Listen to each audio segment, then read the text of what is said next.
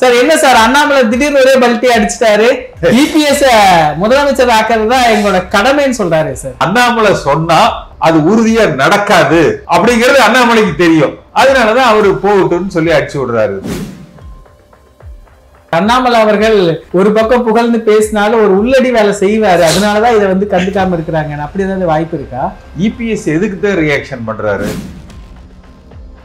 ஆனா அண்ணாமலை இறங்கி வேலை செஞ்சா இபிஎஸ் ஜெயிக்கிறதுக்கு வாய்ப்பு இருக்கு நல்லா பேசிக்கிறாங்களே. அண்ணாமலை எங்க போய் இறங்கி வேலை செய்யணும், எங்க போய் இறங்கி வேலை செய்யணும்? எடப்பாடி பழனிசாமி இப்ப ஒரு பேட்டி கொடுத்திருக்கிறார். அந்த நெறியாளர் பெண்மணி கேட்கிறாங்க, ஜெயலலிதா அம்மாட்ட இருந்து எதை கத்துக்கிட்டீங்க அப்படின்னு. வாய் கூசாம சொல்றாரு, எல்லோரையும் அரவணைத்து செல்லணும், அதை நான் கத்துக்கிட்டேன், அதன்படி கட்சி நடத்துறேன். சித்தாந்தமே அவருக்கு என்னன்னே தெரியாது. அவரே ஒரு பேட்டியில வெளிப்படையா சொன்னார்ல, இதெல்லாம் அறிவாளிகளுக்கு அறிஞர்களுக்கு தான் தெரியுங்க. ஆனா ஒரு சிம்பதி கிரியேட் பண்றாருல சார். நான் ஒரு விவசாயி, நான் படிக்காதவன். அப்படி விவசாயம் பார்க்க போக வேண்டியதானே, அப்புறம் இதுக்கு அரசியலுக்கு வர்றீங்க?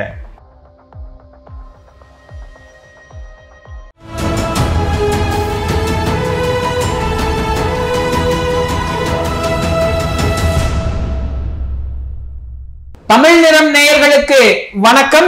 இன்று நம்மிடையே முன்னாள் நாடாளுமன்ற உறுப்பினர் திரு கே.சி. பழனிசாமி அவர்கள் இணைந்துள்ளார். சார் வணக்கம் சார். வணக்கம் தம்பி. சார் என்ன சார் அண்ணாமலை திடீர்னு ஒரே பல்ட்டி அடிச்சிட்டாரு.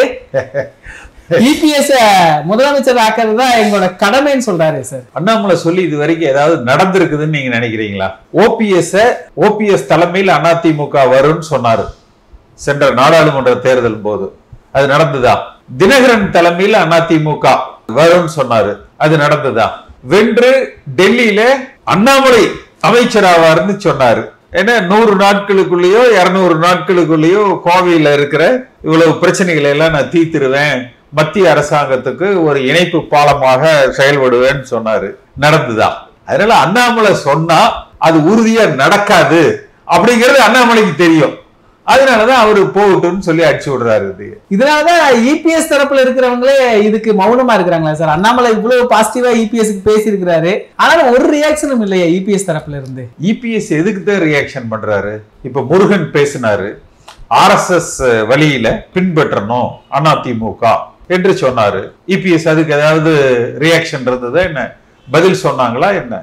இல்ல, அதிமுக வந்து ஒரு திராவிட கட்சி, திராவிட வழியில தான் நாங்க பயணிப்போம்.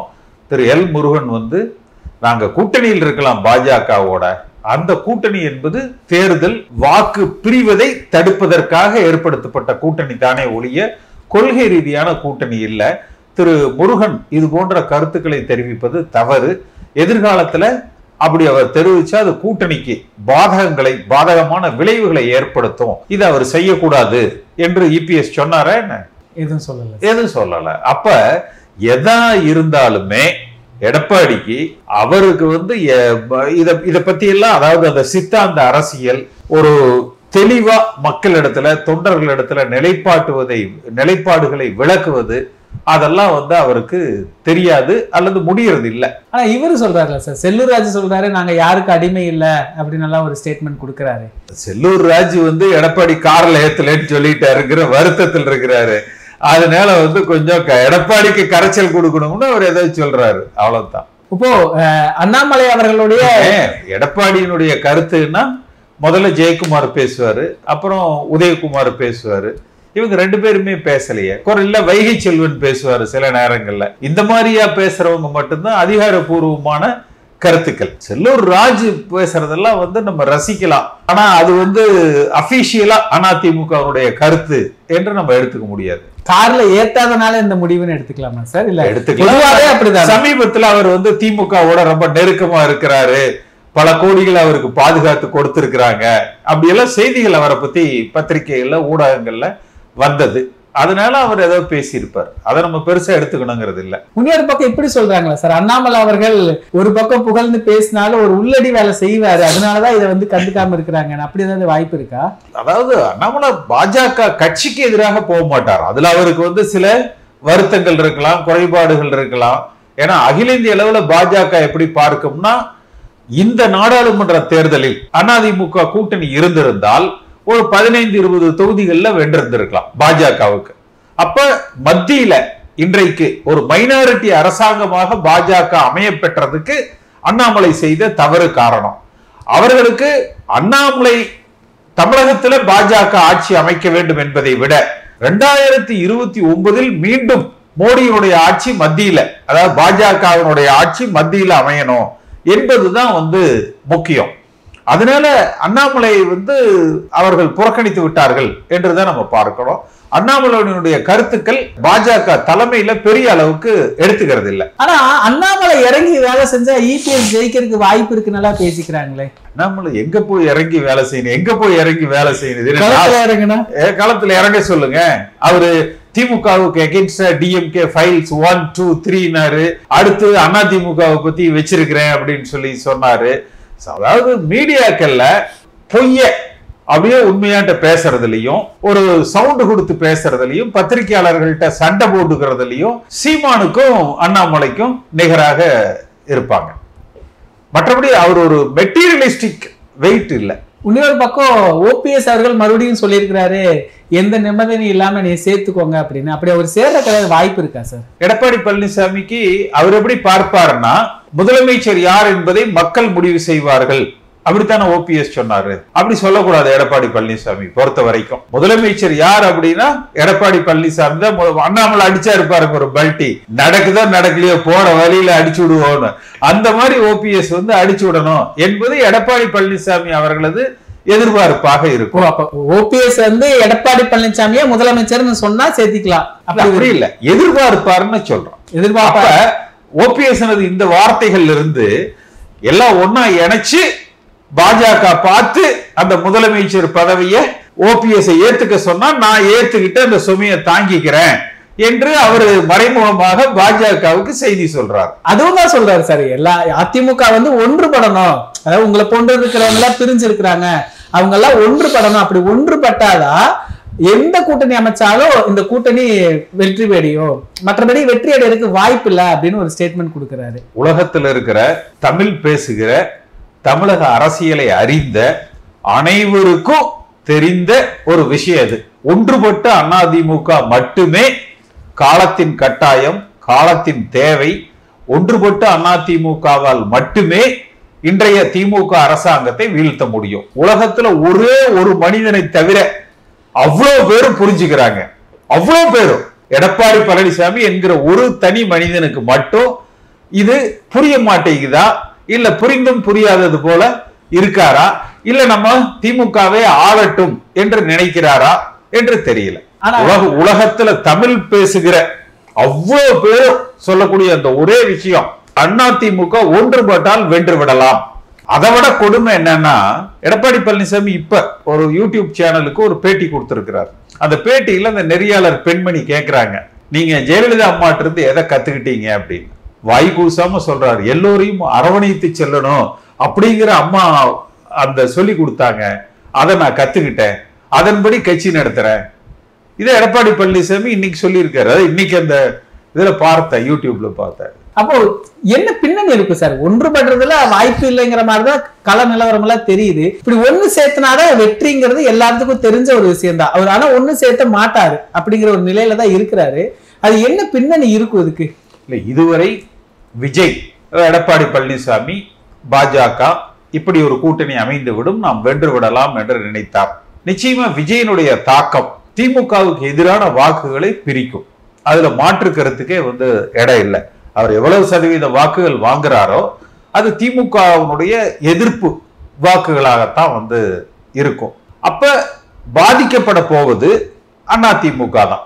அடுத்து அதிமுக, பாஜக இந்த கூட்டணிகள் மட்டுமே, கூட பாட்டாளி மக்கள் கட்சியோ தேமுதிகவோ என்றாலும் கூட இது திமுகவுடைய அந்த வலிமைக்கு ஈடு கொடுக்காது. அப்ப ஒன்றுபட்ட அதிமுக இருந்தால் மட்டும்தான் வென்று எடுக்க முடியும். ஒருவேளை எடப்பாடி பழனிசாமி இன்னும் காலம் இருக்கு, வருகிற ஒரு டிசம்பர் மாதத்துக்குள்ள ஒரு மாற்றி ஒரு முடிவு எடுக்கலாம். அப்படி எடுக்கலைன்னா நிச்சயமா மீண்டும் அதிமுக ஆட்சி அமையாமல் போவதற்கு எடப்பாடி பழனிசாமி என்கிற தனி மனிதனின் சுயநலம் மட்டுமே காரணம், அவருடைய பிடிவாதம் மட்டுமே காரணம் என்பதை தமிழ்நாட்டு மக்களும் அதிமுக தொண்டர்களும் உணர்கிற பொழுது எடப்பாடி பழனிசாமியுடைய அரசியல் எதிர்காலம் கேள்விக்குறியாகும். பொதுவா அரசியல்ல 3 விதமான வாக்கு வங்கி நமக்கு இருக்கும். ஒன்று திமுக எதிர்ப்பு, இன்னொன்னு அண்ணா திமுகவினுடைய கொள்கைகள், கோட்பாடுகள், அந்த வழி நடத்துகிற சித்தாந்த அரசியல். அடுத்து அந்த தலைவருக்கு வருகிற அந்த வாக்கு வங்கி, தலைவரால் உருவாக்கப்படுகிற அந்த வாக்கு வங்கி, தலைவரால் ஈர்க்கப்படுகிற வாக்கு வங்கி. எம்ஜிஆருக்கும் ஜெயலலிதா அம்மாவுக்கும் இந்த 3ம் இருந்தது. சித்தாந்த அரசியல் இருந்தது, அவர்களால் ஒரு வாக்கு வங்கி உருவாக்கப்பட்டது, திமுக எதிர்ப்பு இருந்தது. ஆனால் இன்றைய திரு எடப்பாடி பழனிசாமி அவர்கள் அந்த திமுக எதிர்ப்பு என்கிற அந்த ஒற்றை புள்ளியில் நிற்கிறார். அந்த சித்தாந்த அரசியல் அவருக்கு தெரியல, அல்லது அவர் தெரியல, அவ்வளவுதான். மக்களை கவர முடியல. சித்தாந்தமே அவருக்கு என்னன்னே தெரியாது. அவரே ஒரு பேட்டியில வெளிப்படையா சொன்னார்ல, இதெல்லாம் அறிவாளிகளுக்கு, அறிஞர்களுக்கு தான் தெரியுங்க, திராவிட சித்தாந்தம் இதெல்லாம் எனக்கு தெரியாது. ஆனா ஒரு சிம்பதி கிரியேட் பண்றாருல சார், நான் ஒரு விவசாயி, நான் படிக்காதவன். சரி, இதெல்லாம் அப்ப நீங்க விவசாயம் பார்க்க போக வேண்டியதானே, அப்புறம் எதுக்கு அரசியலுக்கு வர்றீங்க? அப்ப நீங்க விவசாயம் பார்க்க போக வேண்டியதானே, எதுக்கு அரசியலுக்கு வர்றீங்க? சாதாரண இப்ப காமராஜர் என்ன படிச்சாரு? காமராஜர் என்ன உங்களை மாதிரி PhD முடிச்சுட்டு வந்தாரா? எம்ஜிஆர் என்ன படிச்சாரு? ஜெயலலிதா அம்மா என்ன படிச்சாங்க? எடப்பாடி பழனிசாமியாவது இந்த பேட்டி நான் சொன்னேன் இன்னைக்கு ஒண்ணு கொடுத்திருக்காருன்னு, அதுல 3 வருஷம் காலேஜுக்கு போயிருக்காரு, ஒரு சப்ஜெக்டும் பாஸ் பண்ணல. அது இன்னும் ஒரு வேதனை என்னன்னா, கொரோனா டயத்துல ஆல் பாஸ் கொடுத்தத உலக மகா சாதனையா இன்னைக்கு பேசிட்டு இருக்கிறாரு. நீதிமன்றங்கள் அதை தவறுன்னு சொல்லி ஸ்ட்ரைக் டவுன் பண்ணிட்டாங்க. இது கல்வி தரம் குறைஞ்சிருது, வேலை வாய்ப்புகள் குறைஞ்சிருது, இது தவறான முன்னுதாரணம்னு சொல்லி நீதிமன்றம் அதை ரத்து பண்ணிட்டாங்க. ஆனா பெரிய சாதனையா இப்ப அதை சொல்லிட்டு இருக்காரு. அப்ப நான் அந்த படிக்காதவன், அதெல்லாம் இவரால் காலேஜுக்கு 3 வருஷம் போனாரு. காமராஜர் எந்த காலேஜுக்கு போனாரு? எம்ஜிஆர் எந்த காலேஜுக்கு போனாரு? ஜெயலலிதா அம்மா எந்த காலேஜுக்கு போனாங்க? அதனால அதெல்லாம் இங்க செல்லுபடியாகாது. ஒண்ணும் எனக்கு தெரியாதுன்னா தெரிஞ்சவங்க கிட்ட அதை செய்ய சொல்லிட்டு நீங்க உங்களுக்கு தெரிஞ்ச விவசாயத்தையே போய் பண்ணுங்க. பல விவசாயிகள் ரொம்ப விவரமானவங்களா இருக்காங்க. எடப்பாடி மாதிரி எல்லாம் இல்ல, விவரம் தெரியாம எல்லாம் இல்ல. அது இவரு தாத்தா காலத்திலேயே ஆயில் என்ஜின் வச்சு 1940களிலேயே நாங்க காவிரி ஆத்துல இருந்து தண்ணி எடுத்தோம்னு சொல்றாங்க. அவர்தான் சொல்லியிருக்காரு அப்படின்ட்டு. அதெல்லாம் அப்படின்னு என்ன பாரம்பரியமா பணக்கார விவசாயிகள், அதனால அவங்களுக்கு இதெல்லாம் தெரியாம போகாது. அப்ப அந்த சித்தாந்தம் தெரியறது இல்லை.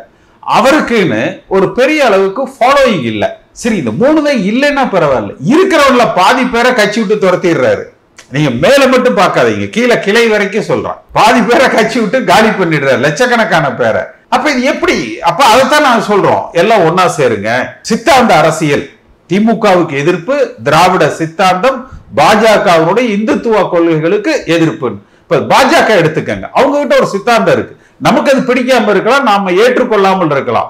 ஆனால் இந்துத்துவா என்பது அவர்களது சித்தாந்தம். தமிழ்நாட்டில் அதை யாரும் ஏற்றுக்கொள்வதில்லை. ஆனா அவர்கள் ஒரு சித்தாந்தத்தோடு பயணிக்கிறாங்க, ஒரு இலக்கோடு அவர்கள் பயணிக்கிறாங்க. அது எடப்பாடி பழனிசாமிக்கு இந்த புரிதல் இல்லை.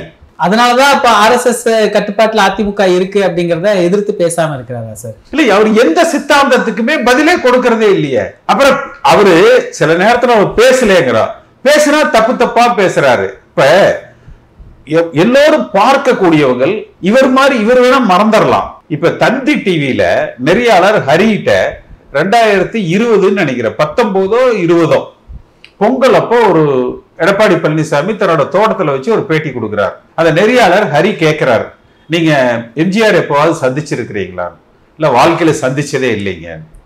சரி, சந்திக்கிறதுக்கு முயற்சி செஞ்சிருக்கிறீங்களான்னு கேட்கிறாங்க. அதுக்கு எடப்பாடி பழனிசாமி சொல்ற பதில், பெரிய பெரிய தலைவர்கள் தான் அங்க பார்க்க முடியும், நான் அந்த மாதிரி எல்லாம் முயற்சியே பண்ணனது இல்லை. இது தந்தி டிவிக்கு பொங்கல் டயத்துல நெறியாளர் ஹரி கிட்ட எடப்பாடி பழனிசாமி சொன்னது. இப்ப நேத்து ஒரு யூடியூப்ல அவர் பேட்டி கொடுத்தாருன்னு சொல்றேன்ல, நிறைய முறை பார்த்திருக்கிறேன் எம்ஜிஆர. ஒரு சந்தர்ப்பத்துல ஒரு முறை அவரோட நான் பேசி இருக்கிறேன், இத சொல்றாரு. இப்ப ரெண்டையும் ஒப்பிட்டு பார்க்கிற பொழுது அப்ப இன்றைய எடப்பாடி பழனிசாமி நல்லா பொய் பேசுறதுக்கு கத்துக்கிட்டார். அதான தெரிய வருது. அது ஒரு ஆர்டிபிஷியல். நீங்களாகவே இருங்க, இயற்கையா இருங்க, நேர்மையா இருங்க, உண்மையா இருங்க, செய்யறத சொல்லுங்க, சொல்றத செய்யுங்க. விஜய் அவர்களுடைய ஸ்டேட்மெண்ட் கடுமையான ஒரு பேசு பொருளா ஆயிருக்கணும். ஏன்னா திருமாவளவன் சொன்னதுக்கு ரொம்ப எதிர்வினை ஆற்றினாங்க. ஆனா இந்த விஜய் அவர்களுடைய ஸ்டேட்மெண்ட் எவ்வளவு பெரிய ஸ்டேட்மெண்ட் இது. அதிமுக RSS கட்டுப்பாட்டுல இருக்குன்னு சொல்றாரு. 3 விஷயம் சொன்னாரு. உலக மகா ஊழல் கட்சின்னு சொன்னாரு. யார சொல்றாரு? எடப்பாடி பழனிசாமியை சொல்றாரு. அதுக்கு பதிலே சொல்லல. RSS அதான் அந்த சித்தாந்த அரசியலை இவர் செய்யறது இல்ல. அதுதான் பிரச்சனை. அடிப்படை காரணம் என்னன்னா அந்த சித்தாந்த அரசியல் செய்யறது இல்ல. செய்யலினாலும் பரவாயில்ல. இப்ப என் போன்றவர்கள் அந்த முன்னெடுப்பு பண்ற பொழுது இவர் அதை இடைஞ்சல் பண்ணாம இருந்தா கூட பரவாயில்ல. சரி, எனக்கெல்லாம் என்ன பொறுத்த வரைக்கும் சொல்றேன், எம்எல்ஏ ஆகணுமா எனக்கு அந்த ஆசை இல்லைங்க, எம்பி ஆகணுமா எனக்கு அந்த ஆசை இல்லைங்க, அரசியல்ல வச்சு காசு சம்பாதிக்கணுமா எந்த காலத்திலையும் நான் அதை செஞ்சதில்லை, எதிர்காலத்திலையும் எனக்கு அது தேவையில்லை. அப்ப எனக்கு இழக்கிறதுக்கு என்ன இருக்கு சொல்லுங்க? எதுவும் இல்லை, எதுவுமே கிடையாது. அப்ப ஒன்றுபட்ட அதிமுக உருவானா எடப்பாடி பழனிசாமியே கூட முதலமைச்சரா இருக்கட்டும்னு சொல்றோம். அப்பவும் நான் ஒன்னா சேர்த்த மாட்டேன் அப்படின்னு சொன்னா இது யானை தன் தலையில மண்ணவாரி போட்டுக்கிறத தவிர வேற ஒன்னும் இல்ல. ஆனா வெளியே இப்படி ஒண்ணு பேசிக்கிறாங்களே சார், என்னன்னா இப்ப விஜய் அவர்களோட கூட்டணி வைக்கிறதுக்கு ஒரு வாய்ப்பு இருக்குது, அதனாலதான் ஒரு நடிகர்னு சொல்றாரே தவிர விஜய்னு பேரை சொல்ல மாட்டேங்கிறாரு. எந்த காலத்திலயும் சொந்த கட்சி நல்லா இருக்கணும், வலிமையா இருக்கணும், பலமா இருக்கணும். நீங்க மற்றவர்களை நம்பி, மற்றவர்கள் கூட்டணியை நம்பி நம்ம அரசியல் செய்யணும், வென்று ஆட்சி அமைக்கணும் என்று எதிர்பார்ப்பது தவறு. அப்ப முதல்ல அதிமுக ஒன்றுபடுத்தப்பட்டு வலிமைப்படுத்தப்பட்டு தேர்தலில் தனித்து நின்று ஆளுகிற வல்லமை பெற்ற கட்சியாக, திமுக கூட்டணியை தோற்கடிக்கிற கட்சியாக, பாஜக எதிர்த்தாலும் திமுக எதிர்த்தாலும் விஜய் எதிர்த்தாலும் எல்லோரையும் எதிர்த்து நின்று தோற்கடிக்கிற சக்தியாக 2014 2016 ஜெயலலிதா அம்மா எப்படி செயல்பட்டார்களோ அதுபோல மக்கள் எதிர்பார்க்கிறாங்க, அதிமுக தொண்டர்கள் எதிர்பார்க்கிறாங்க. இதையேதான் புரட்சி தலைவர் எம்ஜிஆரும் கடந்த காலங்களில் செய்தார். அதுதான் அதிமுகவுடைய டிஎன்ஏ, பிளட். இதைத்தான் எதிர்பார்க்கிறாங்க. அப்ப அந்த எதிர்பார்ப்புகளுக்கு ஏற்ற வகையில் எடப்பாடி பழனிசாமி அவர்கள் செயல்படணும். ஏனோ அதை அவர் செயல்பட மறுக்கிறார். இப்போ எல்முருகன் நீங்க சொல்லியிருந்தீங்க, இப்போ RSSல இருக்கிறது நல்லதுதான் அவர் ஒரு கருத்தை சொல்றாரு. இந்த கருத்து அதிமுகவுக்கு ஒரு நெருக்கடி கொடுக்கும்னு அவருக்கு தெரியாதா சார்? ஏன்னா பாஜக தொடர்ந்து ஏதோ நெருக்கடி கொடுக்கக்கூடிய பேச்சுக்களை பேசிக்கிட்டு தான் இருக்கிறாங்க. இல்ல, பாஜகவை பொறுத்த வரைக்கும் டேக் இட் ஆஸ் கிராண்டட், நாங்க என்ன வேணாலும் சொல்லலாம், நீ எங்க கூட்டணி விட்டு வெளியே போயிடுவியா என்ன என்கிற அந்த ஆட்டிடியூட், அவர்கள் அதிமுகவை கையாளுகிற அந்த விதம் ஒரு அடிமைத்தனமான ஒரு விதமாக இருக்கு. அப்ப அதிமுக தலைமை வலிமையானதாக இருக்கணும். இதெல்லாம் பரவாயில்ல. அமித்ஷா கூட்டணி ஆட்சி என்று சொல்லி இருக்கிறார். திரும்ப திரும்ப திருப்பி அமித்ஷா சொல்லிக்கிட்டே இருக்கிறாரு. எடப்பாடி பழனிசாமி என்ன பண்ணணும்? அமித்ஷாட்ட சொல்லி அதை தெளிவுபடுத்தணும். இதுவரைக்கும் அவர் அதை செய்யல. ஆனா இவரு திருப்பி என்னங்கிறாரு, இல்ல அதிமுக பெரும்பான்மையோடு ஆட்சி அமைக்கும் சொல்றாரு. அந்த ஆட்சியில் நேரடியாகவோ மறைமுகமாகவோ பாஜக பங்கு பெறாது, அதிமுகவுடைய தனித்த ஆட்சியாக மட்டுமே அது இருக்கும் சொல்லணும் இல்ல? ஏன் சொல்ல மாட்டேங்கிறாரு? இது என்ன பின்புலமா இருக்கு சார்? ஏன்னா மோடி அவர்களும் ஆரம்பத்தில இருந்து இவர் அப்படியே கண்டுக்கிற மாதிரியே தெரியல, EPS அவர் ஒரு பொருட்டாவே மதிக்கிற மாதிரி தெரியலையே. நீங்க அதை கவனிக்கிறீங்களா? அகில இந்திய அரசியல்ல நீங்க இப்ப ஜெயலலிதா அம்மாவுக்கு எப்படி இருந்தது? ஒரு கட்டத்துல மோடியா இந்த லேடியான்னு பேசினது இன்னும் வரைக்கும் பேசப்பட்டா இருக்கு. உங்களுக்கான வாக்கு வங்கி இருக்கணும், உங்களுக்கான சித்தாந்தம் இருக்கணும், உங்க கட்சி பலமா இருக்கணும். இப்ப ஜெயலலிதா அம்மா காலத்திலையும் ஜார்ஜ் அணி பிரிந்து இணைந்து அந்த ஒற்றுமைப்படுத்துகிற பொழுது அவர் விட்டு கொடுத்து எல்லோரையும் அனுசரித்து சென்றார். அது எடப்பாடி பழனிசாமி அவர்களிடத்துல இல்ல. அதுதான் பெரிய குறையாக இருக்கிறது. இதெல்லாம் இருந்தால் மட்டும்தான் இவர் மத்தியில் ஆளுகிற கட்சிகளால மதிக்கப்படுவார், மற்ற கட்சிகளும் மதித்து கூட்டணிக்கு முன் வருவாங்க. நீங்க முன்னாடியே குறிப்பிட்டிருந்தீங்க, எடப்பாடி பழனிசாமி அவர்கள் டிசம்பர் சமயத்துல மனம் திருந்தலாம், மனம் மாறி அதிமுகவை ஒன்றமைக்கலாம் அப்படின்னு சொல்லியிருந்தீங்க. அப்படின்னு ஒரு எதிர்பார்ப்பு இருக்கு. அவ்வளவு. அந்த எதிர்பார்ப்பு பூர்த்தி அடையல அப்படின்னா உங்களை போன்றவருடைய நிலைப்பாடு என்ன சார்? எலெக்ஷன் நெருங்கிட்டு தான் 4-5 மாசம் இருக்குல்ல, இன்னும் 4-5 மாசம் டைம் இருக்குல்ல. அப்படி நேரம் இருக்குன்னு எடுத்துக்கலாம் சார். நிச்சயமா அதிமுக மீண்டும் ஆளுகிற கட்சியாக உருவெடுக்க வேண்டும், அதுல மாற்று கருத்து கிடையாது. மக்கள் மத்தியில செல்வாக்குங்கிறது குறைஞ்சுக்கிட்டே வருது. இன்னைக்கு ஒரு வித்தியாசம், அதிமுக என்கிற கட்சி இன்றைக்கும் பலமாக இருக்கிறது. விஜய் தனியா நின்று, பாஜகவும் தனியா நின்று, திமுக அந்த கூட்டணியோட நின்றாலும் இதை வீழ்த்துகிற வல்லமையும் வலிமையும் சக்தியும் அதிமுகவுக்கு உண்டு. ஆனால் அதை வழிநடத்துகிற வல்லமை, அரவணைத்து செல்லுகிற பண்பு, சித்தாந்த ரீதியில் இந்த இயக்கத்தை வழிநடத்துகிற ஒரு ஆற்றல் திரு எடப்பாடி பழனிசாமி அவர்களிடத்துல இல்ல. அப்ப அந்த விஜய் சொல்லும் போது அதிமுக ஓட்டுகள் எல்லாம் விஜய்க்கு போயிரும், விஜய் வந்து ஒரு ஸ்பாய்லரா தான் அதிமுக இருக்கிறாருன்னு எடுத்துக்கலாமா சார்? அதிமுகவுக்கு ஸ்பாய்லர்னு இல்ல, திமுகவுடைய எதிர்ப்பு ஓட்டுகளை திரு விஜய் குறிவைக்கிறார். நான் அதுதான் சொன்னேன். அதாவது அந்த எதிர்ப்பு ஓட்டு மட்டுமே நம்பி எடப்பாடி பழனிசாமி அரசியல் செய்யக்கூடாது. ஏன்னா அந்த எதிர்ப்பு ஓட்டத்தான் விஜயும் குறிவைக்கிறார். அப்ப அந்த ஒற்றை புள்ளியில் திமுக எதிர்ப்பு அப்படின்னா அந்த எதிர்ப்பு வாக்குகள் சீமானுக்கும் போகுது, விஜய்க்கும் போகுது, அதிமுகவுக்கும் வருது. அப்படிங்கிற அது வெற்றி பெற போதுமானதாக இருக்காது. அப்ப அந்த சித்தாந்த அரசியல் தேவை, ஒன்றுபட்ட அதிமுக தேவை, அந்த தலைவர்களுக்கு உண்டான தொண்டர் பலம், மக்கள் செல்வாக்கு, இது தேவை. இன்னொரு பக்கம் குறைஞ்சபட்சம் ஒரு நேரேஷன் எல்லாம் ஒன்னா இருக்காங்கப்பா, இந்த கட்சி அம்மா காலத்துல இருந்த மாதிரி நல்லா வலிமையா இருக்குது, மீண்டும் ஜெயிச்சிருவாங்க அப்படிங்கிற அந்த பர்செப்ஷன், அந்த நேரேட்டிவ் இது இல்லை. இன்னொரு பக்கம் அன்வர் ராஜா அவர்கள் வெளியே போனப்போதும் சரி, பல பேர் வெளியே போனாங்க, அப்பெல்லாம் கடுமையா எதிர்த்தீங்க அதிமுக காரங்களா அங்க இருந்திருக்கணும்னு. ஆனா ஒரு கேள்வி எழுது சார், அதிமுக காரங்களா இருக்கிறதுல என்ன பிரயோஜனம் இருக்கு அப்படின்னு. ஏன்னா இப்போ திமுகலையும் போக கூடாது, அதிமுக காரங்களா இருக்கிறதுலயும் எந்த பிரயோஜனமும் இல்லை. அப்படிங்கும் போது அந்த ஒரு கேள்வி அப்படி இல்ல, என்ன பிரயோஜனம் என்று பார்த்து கட்சியில வந்து நம்ம பயணிக்க முடியாது. கட்சி என்பது அந்த கட்சியினுடைய கொள்கைகள், அந்த கட்சியினுடைய தலைவர், அவர்களது செயல்பாடுகள், கடந்த காலத்துல அந்த கட்சியால் நாம் பெற்ற பதவிகள், இதையெல்லாம் நினைச்சு எதிர்காலத்துல இந்த கட்சியினுடைய தேர்தலுக்கு வலிமை பெற்று ஆட்சி அமைப்பதற்கு நாம் உதவிகரமா இருக்கணும். அப்ப தப்பு செய்கிற அது தலைமையாக இருந்தாலும் சரி, அது எடப்பாடி பழனிசாமியாக இருந்தாலும் சரி, ஓ பன்னீர்செல்வமாக இருந்தாலும் சரி, அவர்களது தவறுகளை சுட்டி காட்டுறோம்னா அவங்கள கேவலப்படுத்தணும்னோ, அவங்கள பரிகாசம் பண்ணணும்னோ, அல்லது இழிச்சு பேசணும்னோ நம்ம நோக்கம் அல்ல. அவர்களது குறைகளை சுட்டி காட்டுகிற பொழுது அவர்கள் அதை உணர்ந்து திருத்தி இந்த இயக்கத்தை வலிமைப்படுத்திக் கொள்வார்கள் என்கிற அந்த ஒரு எதிர்பார்ப்பு தான். ஆனா இன்னைக்கு சி ஓட்டர்ஸோட கருத்து கணிப்பும் திமுகவுக்கு சாதகமா தான் வந்திருக்கு, பாத்தீங்களா? நீங்க கருத்து கணிப்புகளை எல்லாம் விடுங்க. இது அதிமுக ஒன்னா சேர்ந்த ஜெயிக்கல, நீ யார வேணாலும் கேளுங்க, தமிழ்நாட்டுல எங்க வேணாலும் கேளுங்க, அது சொல்லுவாங்க. ஒரே மனுஷனுக்கு மட்டும் தான் இது புரிய மாட்டேங்குது, அது என்ன பிறவின்னு எனக்கு தெரியல. தற்கால அரசியல் குறித்தான பல தகவல்களை சுவாரஸ்யமா பகிர்ந்து கொண்டதுக்கு நன்றிங்க சார்.